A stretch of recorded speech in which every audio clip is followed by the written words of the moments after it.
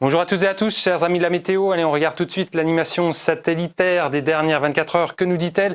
Eh bien, on va surveiller attentivement cette dépression nommée Cory par la météorologie britannique, qui va occasionner donc de très fortes rafales de vent donc en Écosse bien sûr, et puis en redescendant donc en mer du Nord va lever une mer très forte avec des fortes vagues sur le littoral exposé dans la région de Dunkerque, donc prudence, et puis une tempête de Mistral en région PACA demain. Regardons les prévisions pour demain matin. Donc on retrouvera la perturbation pluvio-neigeuse liée à la dépression Cory, donc notamment et surtout sur l'Est, avec un petit peu de neige sur les massifs de l'Est, entre 10 et 15 cm.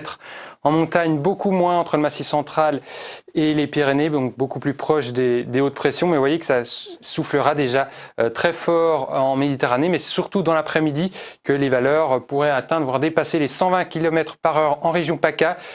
Donc notamment dans le Var, dans les Alpes de Haute-Provence, le Vaucluse, les Hautes-Alpes même et le relief alpin sur les Alpes du Sud. Donc il faut s'attendre à de très fortes rafales de vent demain. Les températures minimales, je vous laisse regarder la ville qui vous intéresse. Bien sûr, vous voyez qu'elles sont pas froides. Les gelées sont beaucoup moins nombreuses que ces derniers jours. Et puis dans l'après-midi, donc on a des valeurs sans grande saveur également, donc on note un certain redout tout de même sur les régions du sud-ouest.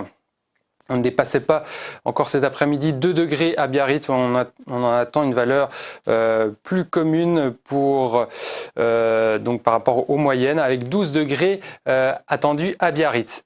Les jours suivants, c'est la journée de mardi, encore du vent très fort en Méditerranée, bien sûr associé à un ciel dégagé, mais ça va souffler encore très fort avec des rafales de Mistral, souvent proches encore de 110 km/h, ce qui est élevé évidemment.